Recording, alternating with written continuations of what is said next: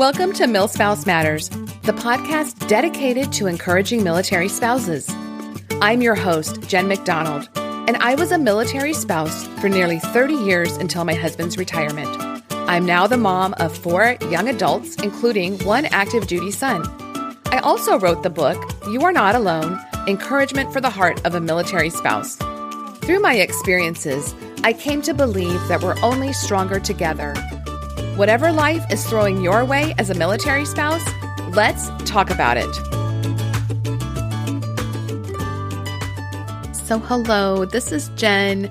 Thanks for joining me today for this short episode. And the topic today is going to be about military marriage. It is a topic I get a lot of questions about, whether it is strengthening your marriage during deployment or just overall military life.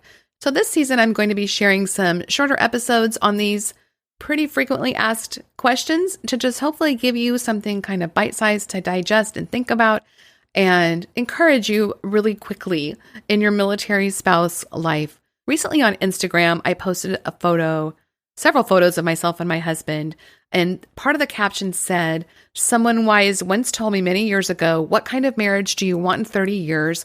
What you do now will determine what it will be then." And I'm so glad I took that advice to heart. Now, of course, we are not perfect, and our marriage has not been perfect. And anybody that has been in military life for even a minute knows that military marriage comes with a lot of stress points. And during one particularly tough time in our marriage, I knew something had to change. And I'm going to talk about that in a minute. But I realized the only thing I had control over was me. And I had to look at things differently. So we have been married for over 3 decades. Not 30 decades, that'd be a long time. We've been married for over 3 decades now, and I love my husband with my whole heart. He really is my hero and kind of my person, my bestie. We have so many inside jokes from all the years together, and I know I can also make him crazy. That's just part of it, right? We've been around the world together and made so many memories, and he has been along for the ride of the many hairstyles of Jen, also the ups and downs of Jen's weight, which is just part of life with me. And we are not perfect, but as the saying goes, a good marriage is simply 2 imperfect people who refuse to give up on each other. Marriage takes work, but it should also be fun. If you're not laughing together regularly, then something is off. And I mean, even in the hard times, humor is so necessary to make it through this life. One of our favorite stories is when I was in labor with our 4th child and lots of complications, lots of issues. And I was being induced, and I was not on any drugs at the time. And I was not on any medication, I should say. And between contractions, we were watching Whose Line Is It Anyway? And laughing, and Steve was cracking jokes to me. And the nurses started coming to the door and bringing other people to see this crazy sight that we had such a good sense of humor. And I'm not saying that to give ourselves a lot of credit, but it was just, it was kind of funny to me that was such a different thing to them. But I guess one of the biggest lessons I've learned through the years is to not take myself too seriously, because just when I do, something dumb happens, like I trip or I do something awkward, and I have learned not to think too highly of myself. And that extends to marriage. I'm not always right, and I know that, even though sometimes it's hard for me to admit, but I am not always right. So we have been through a lot, have learned to communicate better, and how to keep our marriage strong even while we're apart. And we are now also grandparents. One of the best things I've found to do is focus on gratitude and find something small to be thankful every day, because that changes my whole mindset. Hey friends, I just want to take a moment to talk about one of our wonderful sponsors, SpouseLink. SpouseLink's philosophy is simple. Military spouses matter. It was created in 2012 by AFMA, the American Armed Forces Mutual Aid Association. And SpouseLink is the place where military spouses can connect with others who are living the military lifestyle just like they are. Connect with SpouseLink to get information and advice for your military family. And you can also meet up with one of their military spouse ambassadors on location or online for a fun and informative event. Or if you like to write, they're looking for bloggers. SpouseLink is always looking for military spouses who have something to share with their audience, whether it's a personal story based on your experience, career or workplace tips, parenting advice, or anything else that can support, inform, or inspire their audience. Head on over to spouselink.org to read their blog, connect with SpouseLink on their social channels, and then listen to their podcast, At Home with SpouseLink, which is hosted by their awesome SpouseLink ambassadors. Remember, you can find all of this at spouselink.org, so check it out today. So, for big marriage issues, there are no easy answers, and I recognize that. I have a lot of podcast episodes and blog posts about military marriage.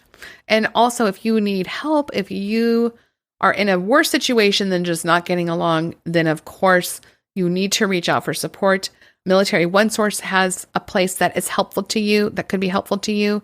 And then also, if you are needing more professional help or even help from an abusive situation, there are so many resources for that, and I will put those links in the show notes. For the rest of us that are just working through the humanness of trying to strengthen our military marriage, I thought I would share this story with you. This is from my blog, and it is called Strengthening Your Military Marriage, and I wrote it a few years ago. Mommy hammered the scorpion. My 5-year-old triumphantly made the announcement as my husband came in the door after a long duty day. With raised eyebrows, he looked at me to explain this strange statement. It hadn't been a pretty scene. That morning, my young children and I had made our way outdoors so they could play before the hot Texas sun kicked in too strongly. As the toddler dragged his plastic trike across the garage floor, I saw it.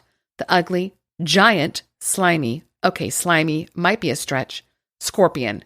My nemesis since moving into this house. I grabbed the nearest item to kill it. Yes, a hammer.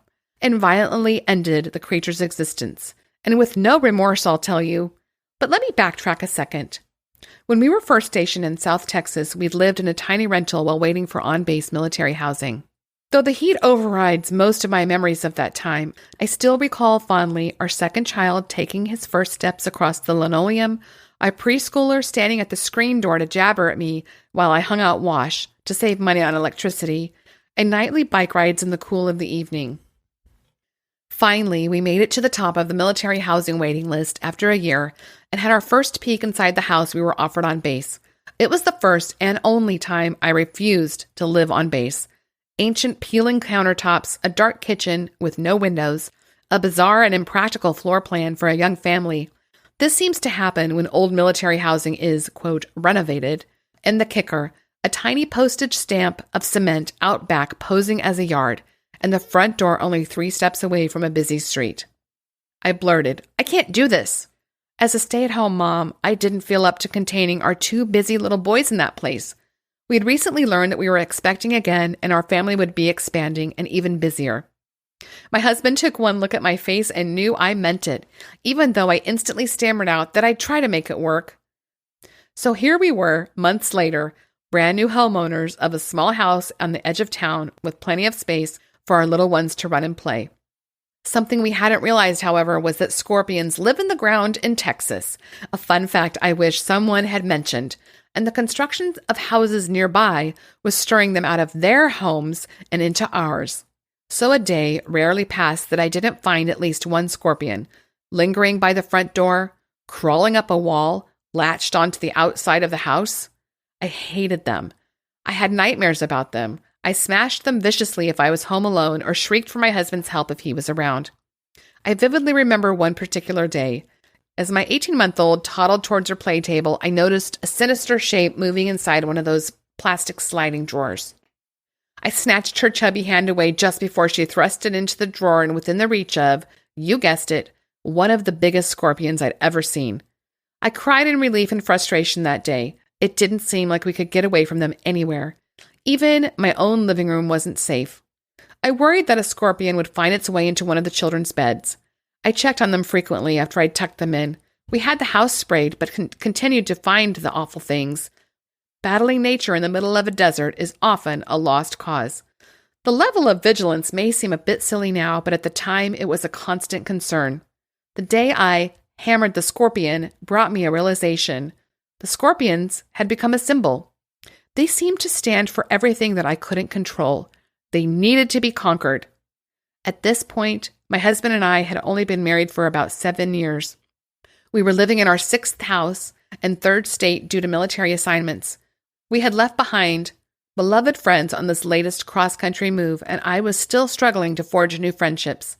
My husband was finishing his degree, which meant he worked all day, then went to school each evening for several hours and studied on the weekends. We were both exhausted. I was alone with young children much of the time. I was more than grateful to be a stay-at-home mom, don't get me wrong. But the silence when everyone slept threatened to be my undoing. I was not in control of anything. I like being in control. In the words of Jeff Mannion, I found myself in the land between.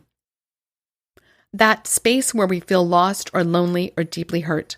Yet I hadn't realized that it is also fertile ground for our spiritual transformation and for God's grace to be revealed in magnificent ways.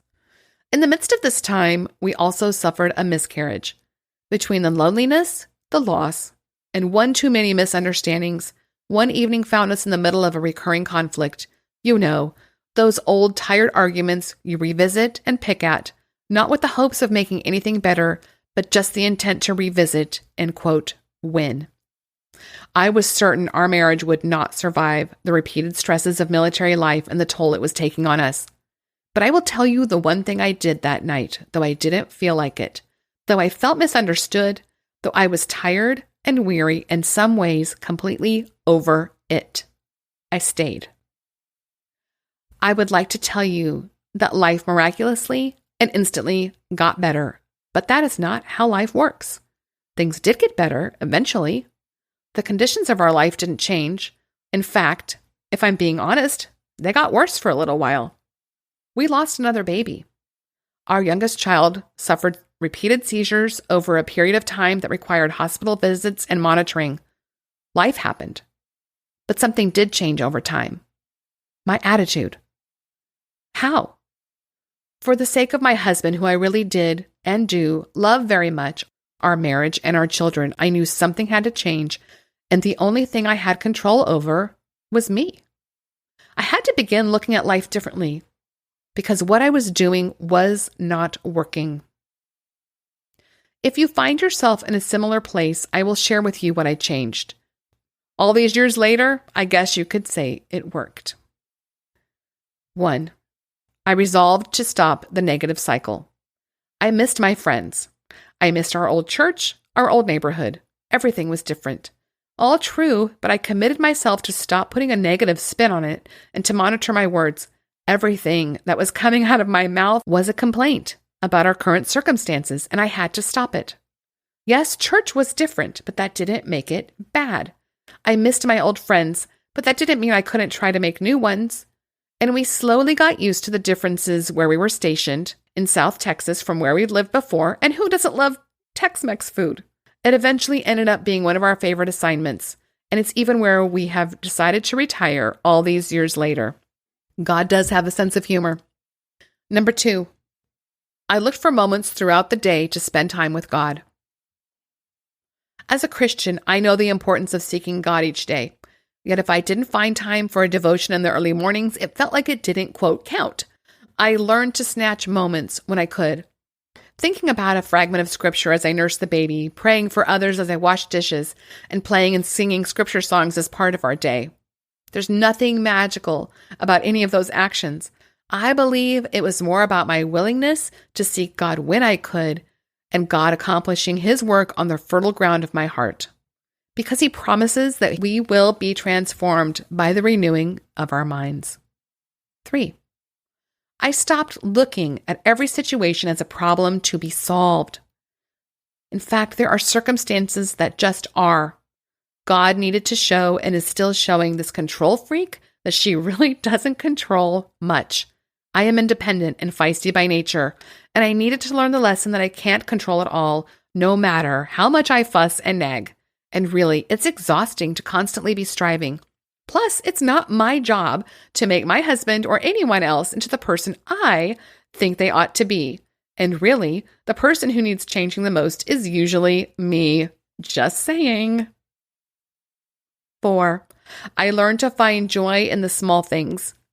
With discontent and unhappiness threatening to choke out everything else in my life, I reminded myself of all that I had to be grateful for. When I counted my blessings each day, and I find this to be still true today, It left little room for griping and discontent. Was it easy? No. What comes easy is focusing on the negative, what you want instead of what you have. But like exercising, eating better, or any other good habit, the more you practice gratefulness, the easier and more natural it becomes to turn your thoughts in that direction. Like forging a trail through the forest, the more you trod the same ground, the less effort it takes because the trail is smoother. Suddenly, you look back and realize that what was once a giant obstacle now comes easily. What used to come easily was griping. Now, thoughts of thankfulness bubbled up. And one day, I realized that I hadn't seen a scorpion in a while. As more and more houses went up, they were being driven out into the desert instead of towards our house. And as time went on, I felt less of the old discontent and unhappiness rearing its ugly head within my spirit, as I consciously built my own house of joy, thankfulness, and resting in God's will for my life. I'd hammered the scorpion in more ways than one. My thought for you is, what is your biggest challenge in military marriage? What steps can you take to relinquish control in the areas you need to? Part of this post comes from my book, You Are Not Alone, Encouragement for the Heart of a Military Spouse. I also have a free 5-day deployment devotional. Some of the quotes come from a book called The Land Between, Finding God in Difficult Transitions by Jeff Manion, Manion. So I hope that this gives you some ideas for this coming week as you face your own challenges. And whether things are going smoothly or you're really having a tough time, I hope that this is some help to you. And please know that you're in my thoughts and prayers. And I will talk to you next time. Have a great week.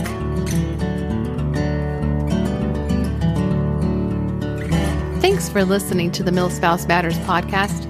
Connect with me at milspousematters.com or on social media as @milspousematters. You can find my book, You Are Not Alone, Encouragement for the Heart of a Military Spouse, on Amazon and other booksellers. Love the show? Please leave a 5-star review in whatever podcast player you're listening, and then share it with someone else who could use it too. Until next time, have a great week.